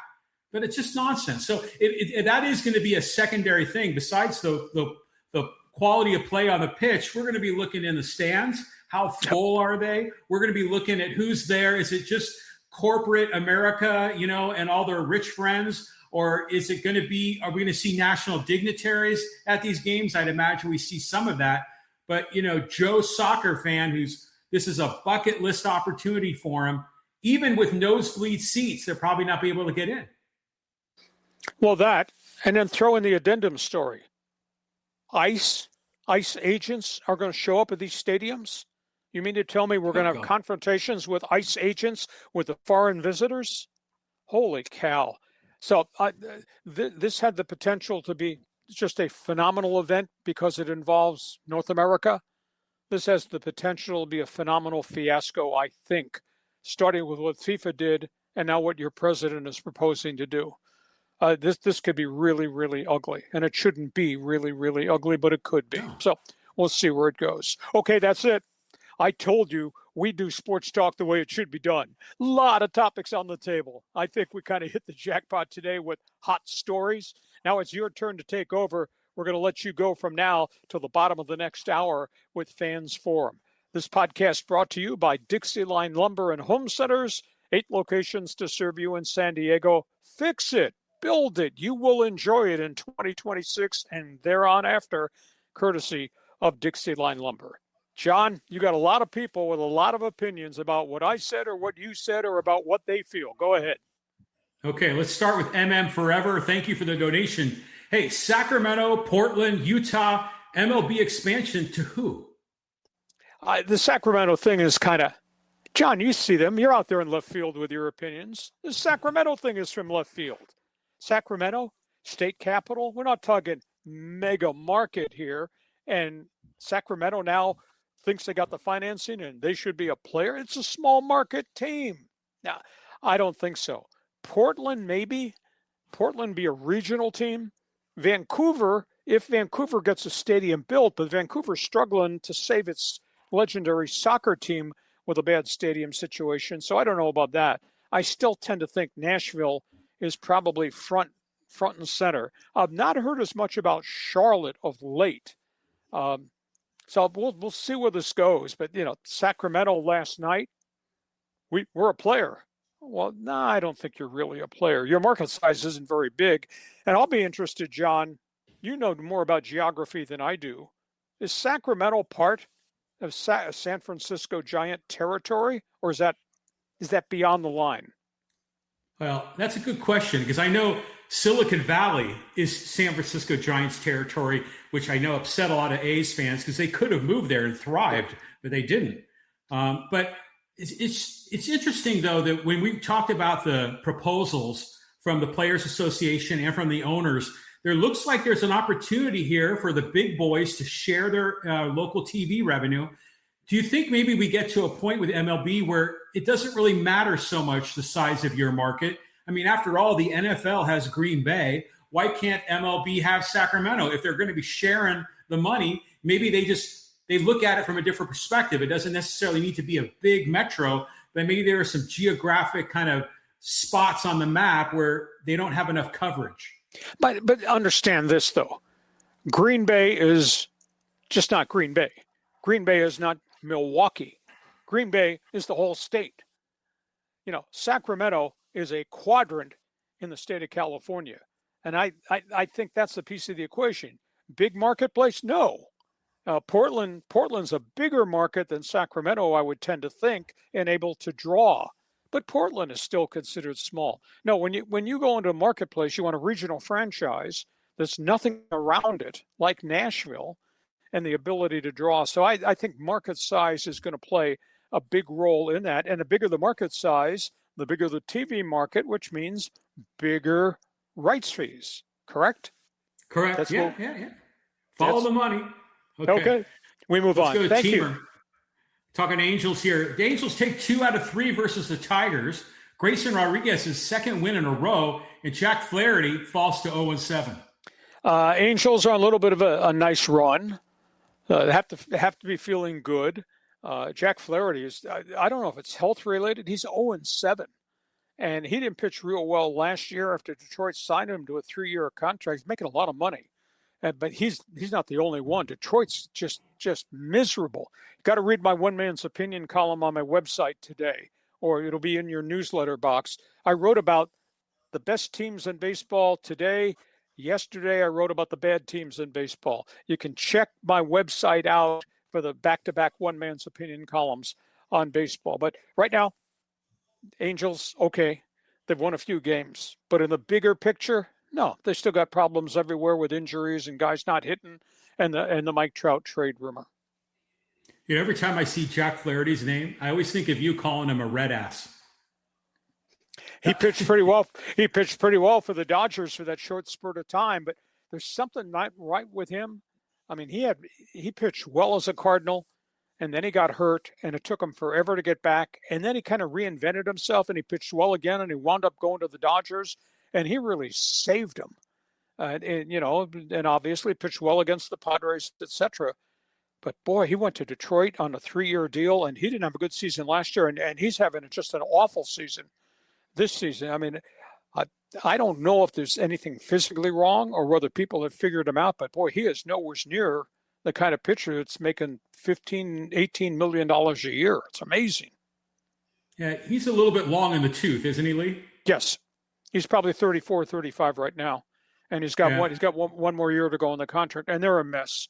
Poor Detroit. I mean, the Skubal injury, losing Casey Mize, losing Verlander, Jack Flaherty being 0-7, half their roster's not hitting. I mean, this was a Detroit team that we thought was on the brink of being really good, and it's all blown up in their face. Okay, move on, John. Moving on. Okay, let's go here to Richard. He goes, fans forum, hey, Manny Machado bullies the beat writers, screams about the numbers on the back of his baseball card. Tatis lied about his injury, suspended for PEDs, and AJ destroyed the farm system and bad contracts. I guess this guy doesn't like the atmosphere around Padre baseball right now, does he?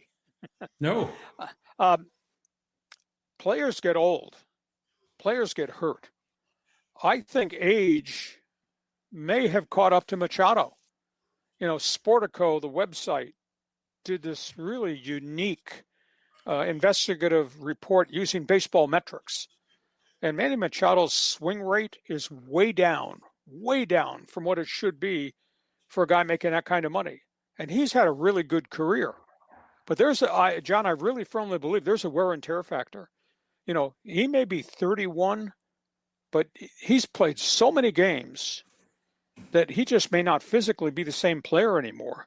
Keep that in mind. And in terms of Tatis, I don't think it's as much about the PED suspension. He's been beaten so much. Forearms, hands, wrists. It may well be that he's just physically not where he was before because of those injuries, so he's not getting the power in his swings. I don't know, does that make sense to you that one has got a lot of miles? I mean, Manny's got 180,000 miles on that body, and that might mean he's lost his ability to swing the stick. And Nando I just think Tatis is just really dinged up. Yeah, I mean, one thing you got to give Manny credit for is that besides the fact he shows up every day, but he takes the questions every day. I mean, you always see him in the locker room getting challenged, answering tough questions. Yeah, sometimes it's a bit of a canned answer, but he's front and center. He's taking accountability. You know, he wasn't in one of the interviews that I noticed that the beat reporter was wondering, is the problem really the pitching coach? And Manny says, hey man, the hitting coach doesn't swing the bat. We do. So I like that he's taking accountability, you know, and taking responsibility for his results. But, you know, it's just been a lot of bad luck. I mean, there's been a lot of times that Machado has smoked the ball and outfielders are making hella good plays on it too. So the Padres are suffering not only from weak hitting, but also some bad luck. But this guy is hitting 102 since April 28th. 102, yeah. John. That's not smoking the ball. No, well, unless you're hitting it right at him. Okay, let's keep going here and get some more folks involved. And who do we got after Richard? John Hopkins. Talking about the upcoming Nationals Padres series. He says, you're not getting Woody and CJ back. Okay, refresh my mememory. Who is he refreshing? This is the deal. This is the Soto deal with the Nationals. James Wood, CJ Abrams. Abrams, that's right. They've got a collection. They've got a collection of really good young players. I don't think the Washington Nationals have enough pitching, but they have surprised some people recently and played much better ball. And so we'll see. You know, Padres are sending Giolito in there for the first start. Now, I'm not canonizing Giolito to the Hall of Fame like some other people are because he's only throwing 87 and 90 miles an hour. So we'll see what happens with Giolito on the road now. And historically, his ERA the last group of years has kind of gone up.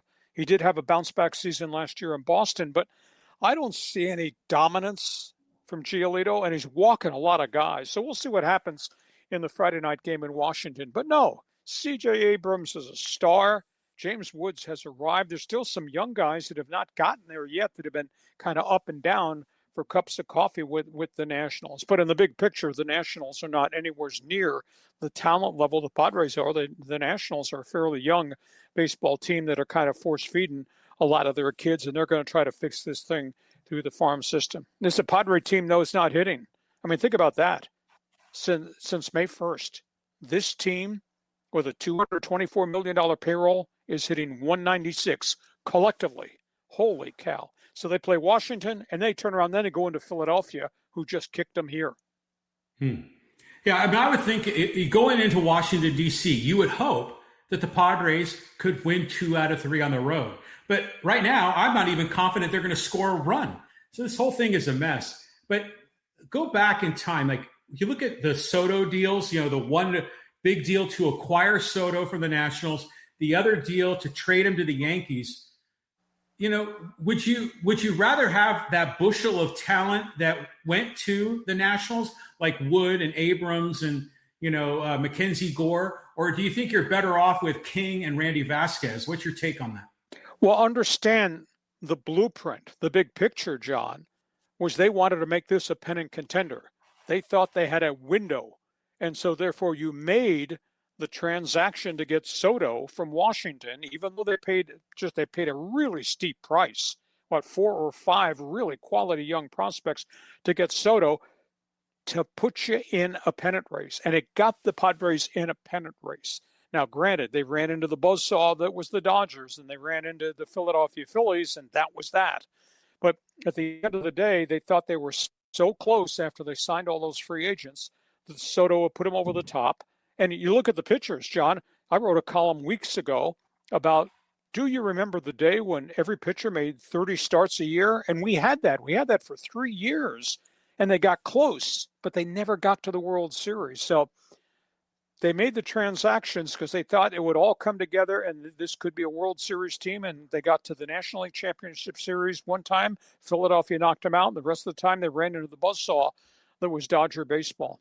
So if we had kept all the kids and not gotten any of those guys, I don't know that we would have even been in the National League Championship Series. I think all the veteran acquisitions made this team what it is and has made Petco Park a special place. But the window, John, it's like this. It's getting smaller and smaller. Yes. It is. I mean, especially the way they're playing right now. I just have no confidence. But I will say this. I applaud AJ for going for it, for taking a big swing. Because the Padres just need to make a splash. We have some more Padre talk here. This is from Chris. No team will win with Machado. A bad batting average is just the tip of the iceberg with that guy. Well, there's attitude. There is attitude here this year that's kind of resurfaced, having to deal with him, and I dealt with him a lot. He made the baseball card statement to me. I think he's a victim of mileage. I just don't think he's the same player anymore. And do go back and look. Go to baseballreference.com and look at his numbers. Look at how many games he's played. I mean, he has been a warrior to be there. Now, I don't like the attitude, and I don't like sometimes his demeaning, condescending approach to dealing with me or the media. But at the end of the day, this guy's been a hell of a ball player. He's got over 300 home runs.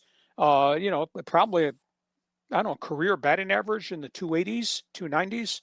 Terrible postseason average. Holy cow. I think his lifetime batting average in the playoffs is 211, which is not real good. But he's been a really solid star ball player, condescending as he might be. But boy, I don't know, Father Time looks like it's starting to collect tolls on him. I don't know, John, that's the way I read it. Do you have a different perspective aside from being a Padre fan cheerleader? Well, I am a fan, but looking at it objectively, you can sense that Machado obviously has a certain approach to not only the game, but to life. He's got an edge to him. That was part of the reason we wanted him in San Diego. We needed players with an edge, guys that were tough guys that were going to be strong and stand up for this team. There's certain things about, Machado. He doesn't run out routine ground balls. Sometimes when he strikes out, he's like, oh, well, pitcher got me. But in the end, I'd rather have him at third base than at least 2/3 of the other third basemen in the league, if not 90% of the third basemen in the league. Machado is still legit. He's only 31. Father Time is not caught up to him. He's just having a bad run. Machado will get hot. It's just insane that it's taken this long. But he is right now the butt of a lot of jokes because him and Cal Raleigh are right there at the bottom of the list. Well, Raleigh's only done it for 1 year. And Raleigh plays a very different, demanding position behind home plate. Machado's had a hell of a career. But at the end of the day, you wake up and you're an older player and maybe you can't do it anymore. And I'll tell you, sitting here, we are almost to June, and he's been hitting 102 since April 28th. That's staggeringly bad. And I'll tell you, for the first time ever, in all the years I've been here covering Padre baseball, and all the years he's been here, this is the first time I've heard a lot of negative comments about the guy. I don't, not Padre fans at this point, I don't think are buying into him anymore. Now, we'll see if he hits his way out of it. So, okay, John, move on. Moving on. Okay, let's go to Callan. Because afternoon, gents, how do you feel about Mauricio went about notifying the players who did or didn't make the U.S. men's national team roster? A company email and a video message? Not sure I agree with that idea. Well, it was a personal email and it was a personal video from him. I don't think there's any way humanly that you can have, even if you do a Zoom call with 56 players that didn't make the team. I don't think, how could you have a Zoom call with 56 players and tell them, I'm sorry, I couldn't take you? I think he did send them an email. He sent the guys that did not make it, like Diego Luna, a private email compared to the emails and the videos that he sent to the Pulisic's that made the roster. At the end of the day, these guys know they come in to compete. They know the number of guys that they're on the pitch with them. They know how many guys he's brought in, brought out, left on, taken off. Everybody was given a pretty good kick at the can, especially since a whole bunch of the veterans didn't play. And he came up with this ideology, I'm going to force feed all these kids in these tournaments and see how they cope with this adversity. And we had bad stretches and then stretches in which they competed, then they got better and better. So, but how do you tell 56 players you can't do it individually? There's not enough hours in the day, because they had to turn around and go right to the camp in Atlanta that started yesterday. So I think he probably handled it as best he could. But the media's got a right to ask him the question, how'd you do this? Why'd you do it that way? Yeah. I mean, I agree with you on all of that, but it is disappointing that Diego Luna isn't part of this roster, because he's a fun guy to follow and he played really well in the games that I watched. So, I mean, are there rumors that Pochettino may take another coaching gig somewhere else after the World Cup? His contract expires, I want to believe, in August. There are rumors that AC Milan this week, with permission of USSF, contacted him. But USSF is also of the opinion, we will address his contract once this World Cup is over. And if this turns out to be successful, they're going to make him, I think, a mega offer to stay. Now, the question is, he's not from here. He's from there. He's coached globally. He coached at Hotspur. He coached at Southampton in the English Premier League. I think his heart has always been to go back there again. AC Milan, which is Pulisic's team in Italy, just cleaned house, and they had a very, very substandard season. So the question is, does he want to stay here and grow this thing? Or has he done as much as he can? Does he want to go back to his roots, which I tend to think might be the English Premier League? And there are jobs open there too. So it'll be very interesting to see. But I guess the word I'm looking for, hot commodity. I do think he's a hot commodity as head coach. Good question, Callum. Yeah. Especially if the U.S. goes deep in this tournament. Yep. Okay, let's go here to Ismaya Dill. And he says, hey, if the MLB Players Association, what's that crap? I'm an owner. No more guaranteed contracts and the salary cap. Well, it's got to be collective bargain. You can't just jam something down those guys' throats. But you find a middle ground. If you're going to allow, for example, one of the things that I thought was novel, what the union offered, was that the luxury tax wouldn't kick in at 244. The luxury tax would go up to 300, which means you'd have a lot of spending. The luxury tax wouldn't go, and then it'd go from 300 the first year to a higher figure the second year and a higher figure the third year, because that luxury tax is all based on gross revenue. So the pie is going to get bigger and bigger and bigger. So I thought that was novel. But at the end of the day, you need a floor to spending. You need to force Miami and Tampa and Pittsburgh and all these small markets, because they're getting all this money. You need to spend a lot more money than you're spending. And that benefits the players too. So there's got to be a middle ground on all the things. It's not going to be a salary cap that can be imposed. It has to be negotiated between both sides of the street. But for the union asked for all these pay hikes in every category of play. They're not going to get that either. That's just a jumping off point to start. I don't think, John, if you and I are across from each other from the bargaining table, I just don't think we'd get along very well.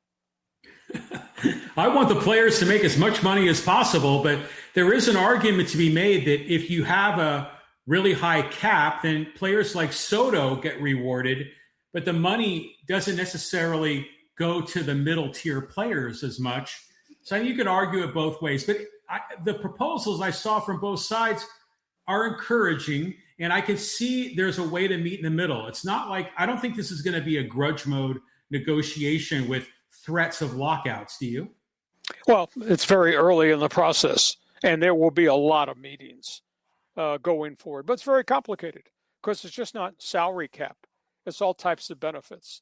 And that involves 6-year players. That involves 2nd and 3rd year players. That involves a different form of free agency. I mean, this is such a complicated mosaic. And then, then you look about what the owners just proposed, taking all the TV money that the Dodgers, Yankees, Cubs, Red Sox, Mets, all the big markets make, and taking all that money and putting it in the pot with what the Padres are getting, or the Tigers or the Pirates, and who get a lot less money, putting that all into the pot. That, of everything that we listed, John, that to me is the most stunning thing, that Manfred got the big market teams to agree to put all their TV money into a pot of gold for everybody to share. But for everybody to share, that means all those small market teams are going to have to spend a hell of a lot more money, and maybe there'll be a cap. Now, maybe the cap's going to be higher than they proposed. They proposed 245, which I think is ludicrous. If you had a hard cap that starts at 3 and it gets bigger and bigger year by year, I could see that, because there's going to be an awful lot of money in that pot of gold from the TV revenue. That, John, that to me is the most stunning aspect of what we just saw that we broke on our podcast today. Yeah, I agree with you, Lee. It was stunning. It just makes me wonder, what did Rob Manfred promise the Dodgers, the Yankees, the Mets, the Red Sox, to get that kind of a concession that they're willing to share their revenues with everyone else?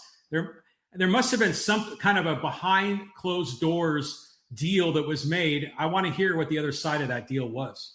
Well, that will probably come out.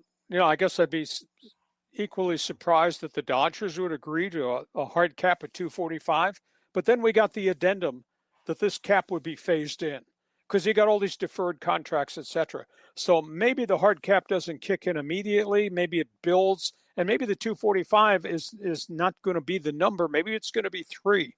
I mean, if it was 300 million as a starting point for a hard cap with all the money coming from TV, that to me looks, those are the cornerstones, I think, of a really significant deal. Okay, we'll see where it goes. This today, what happened last night, what happened 15 minutes before we came on the air, that's just the beginning point. I'm sure we'll have a lot more dialogue about this going forward. Thanks, Callum. Go ahead. Okay, let's go to Carlos, a little Dodger talk. Hey, good afternoon, gents. With a rash of injuries to the Dodgers, such as Hernandez brothers, Kike and Teoscar, and plus Glasnow and Snell, will the Dodgers make a stronger push for a Skubal trade? Go Dodgers. Yes and yes. The injuries have kind of come out of nowhere. Kiki's got a torn oblique. That's going to take forever. Teoscar went out with a hamstring. That's nagging. He can probably come back. We don't know about Snell. We don't know about Glasnow. The Dodgers have openly admitted that they're looking for another veteran starting pitcher. Skubal Price would be much more expensive than, say, Freddie Peralta or Sandy Alcantara. Peralta with the Mets, Alcantara with Miami. Skubal's price would be a lot heavier, because Detroit would want pitching. Detroit would want a bunch of those good young outfielders at AA the Dodgers have in the farm system. But the Dodgers have kind of indicated, yes, there's going to be a transaction coming, or they're trying to make a transaction, because now they really feel certain they have to make an acquisition. Yeah, I mean, this is going to be wild if they go in, because we were blown away by Ohtani, we were blown away by Snell and Glasnow, and then what's the kid that's playing right field there? It was with the Cubs. Kyle Tucker. They just keep landing these big contracts, and if they got Skubal too, you wonder how much of an influence that would have on these negotiations. That we've got to figure out a way to limit this, to keep the Dodgers from spending too much. Well, again, but if it's phased in, and you get deferrals and all that, to come up with a final solution and a collective bargaining agreement, John, this is going to take a lot of creative stuff, because every club's got different angles. I mean, the Mets are involved with deferred money, and big payrolls, and so are the Yankees. The Dodgers are just through the roof. So it's going to be fascinating to see, but this is not going to be solved overnight. Okay, we move on. Let's go to Do You Love It? Forcing an NFL team to interview coaches they're not interested in is garbage. Systemic racism, my ass. Well, the fact that you have to interview two candidates, minority candidates, for every marquee position, that's positive. I've told black coaches, go take the interview, because you have your chance to meet the owner. You have a chance to express philosophy. You have a chance to tell them where you came from, who influenced you. You might not get that job, but you might have impressed Bob Kraft in New England so much, the next time a job opens somewhere else, Bob Kraft, these owners, they talk to each other. Bob Kraft will say, you should go interview John Riley. I was very impressed with him, even though I hired Mike Vrabel. That's how this networking should work. Now, does Flores have a right to stand and sue?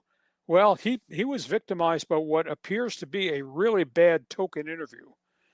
So he's got a leg to stand on there. Now, is it systemic? Was that an isolated, stupid situation? John, in lawyer speak, that's why they have discovery, correct?